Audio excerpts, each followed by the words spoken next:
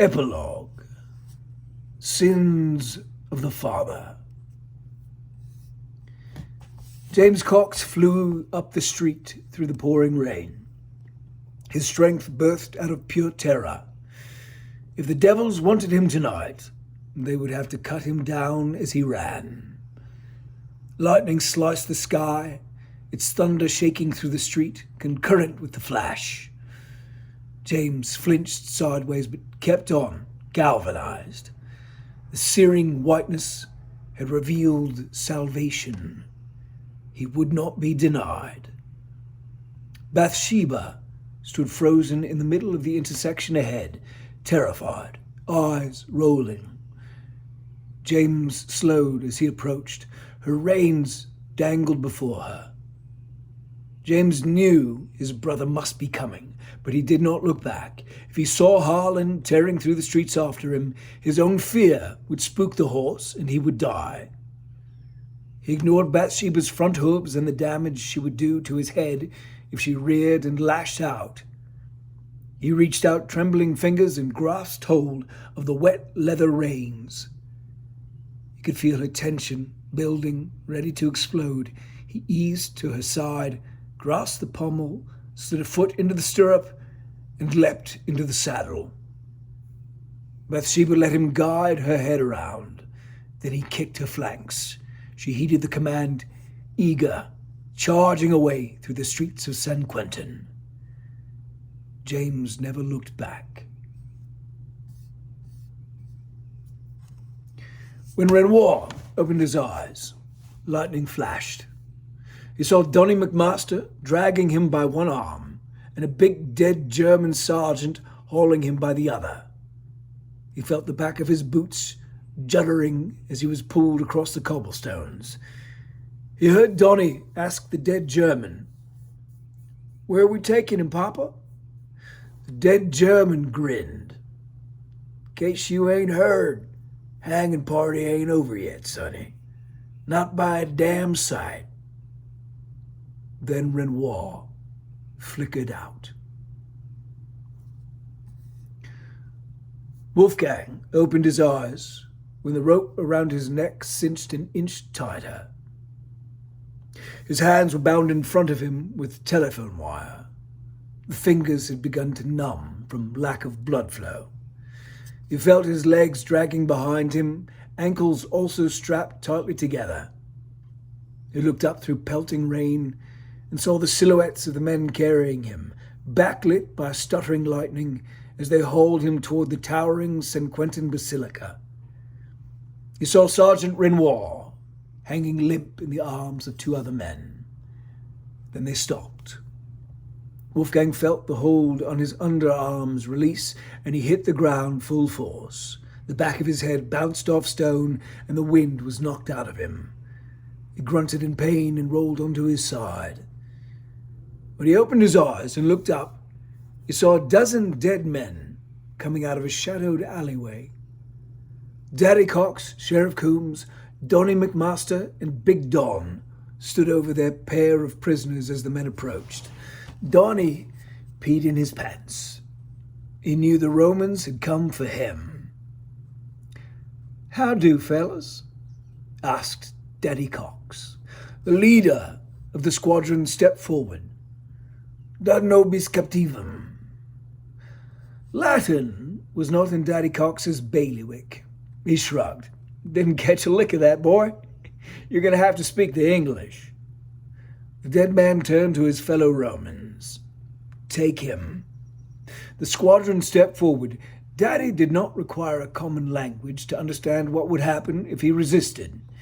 He knew when he was outmatched. Daddy stepped back and released his hold on Wolfgang's leash. "Easy there, fellas. We don't want no trouble," he said. The Romans grabbed Wolfgang and pulled him up. 4 of them hefted Renoir's limp form. Then they disappeared with the pair into the rain, leaving Daddy, Sheriff Coombs, Donnie, and his father behind. Daddy looked at Coombs. "Well, shit, what the hell you think that's about?" For his own part, Donnie McMaster would have jumped for joy if he had the energy. That the Romans had not exacted immediate, violent retribution upon him for failing to bring them the Gurkha seemed like a gift from God in heaven. He would not take this second chance for granted. He swore to Jesus he would never do any bad deeds ever again. The Red Maiden led her depleted pack of warriors through the streets of San Quentin, chewing on the bitterness of her setback. In a shocking turn of events, the African had murdered 5 of her raiders before they took him down. Between the surging water, the metal beast spitting fire, and the man who shot her horse out from under her, walking away from the assault with the African in tow was a victory, albeit a lukewarm one. The failure to kill the Irish woman galled, but could not be helped. Caitlin would have to wait. In the near distance, she heard the echo of the tank's guns firing on the bridge, and was glad she had not tried to charge into them. Then the roar of the water overwhelmed the roar of the tank. She looked back down the avenue and saw the black wall of water crash through the canal, destroying everything in its path. She was grateful for the instinct that told her to run and the humility to listen to that urging. She recalled raiding an Irish coastal village. They'd sacked and raped the town. They might just as easily have sat back and feasted, but the same voice in her head told her to take to the waves. Her raiding party had barely hoisted anchor when the mounted knights came galloping across the sandy beach toward them. Her men sunk their oars deep and were out of range of the longbows within minutes. Gunhilda knew that if the chainmail-clad men had caught them feasting or on the sand, they would have ridden them down, one and all, without breaking a sweat. She looked back at Francois. 4 of her men held him, one on each arm and leg, while a 5th kneed him in the ribs every time he tried to fight his way loose. When she looked forward, she saw a broad avenue opening ahead of them. It was filled with men standing in rank and file, guttering torches in their hands. Gunhilda pulled up short. Her men followed suit. Oberon Junius strode down the avenue toward them, followed by his army. Adolf stumbled along through the pouring rain, weeping. He saw blood pouring down from his slashed palms, spattering into the flooded streets when lightning cut the sky. He hugged his midsection with his forearms. He could not distinguish blood from wet wool, but his belly stung sharply from Rupert's stab, and he was certain he was dying. He fell to his knees in despair. He shut his eyes. Slap! Adolf saw stars as the open hand struck his cheek.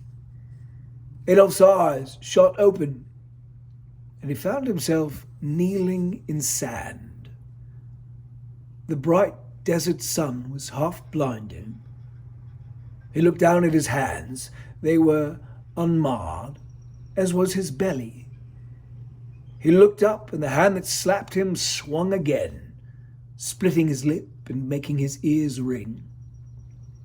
As he blinked away tears, he realized that the man with the close-cropped hair, imperial handlebar mustaches, and ice-blue dead eyes striking the blows was his papa, Elois. Elois grabbed his only son by his collars and pulled his face up. "This man tells me that you have not held up your end of the bargain," Elois said. Adolf could smell the dark beer on his father's breath and taste it in the spittle that hit his face. He looked across the parched backyard of the diner to the fat man who leaned casually against the building, enjoying the shade the rear porch awning cast into the sun-baked yard, his girth seeming to hold up the building as much as it held up him. How can you bring such shame on me? And Lois struck his son again. Adam saw Adolf collapsed in the street, lit by a lightning strike. He gripped his bayonet and broke into a jog toward him.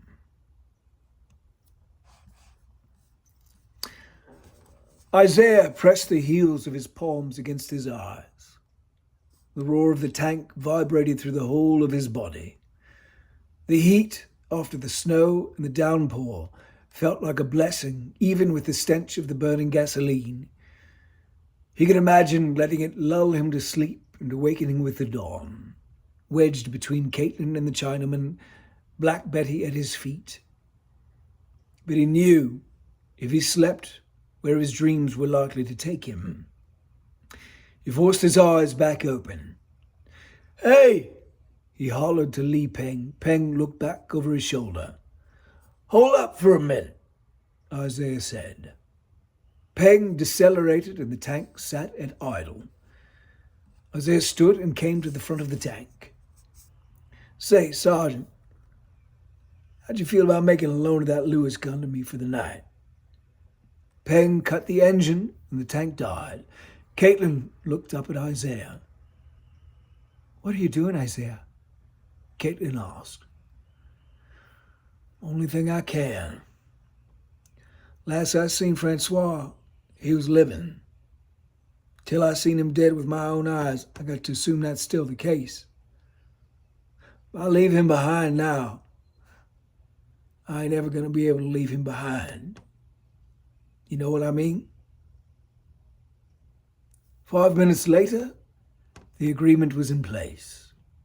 Isaiah shook hands with Li Peng, then he looked back to Caitlin. "Hey, you keep that girl alive for me if you can." Caitlin stroked Black Betty's scruff and nodded. "I will."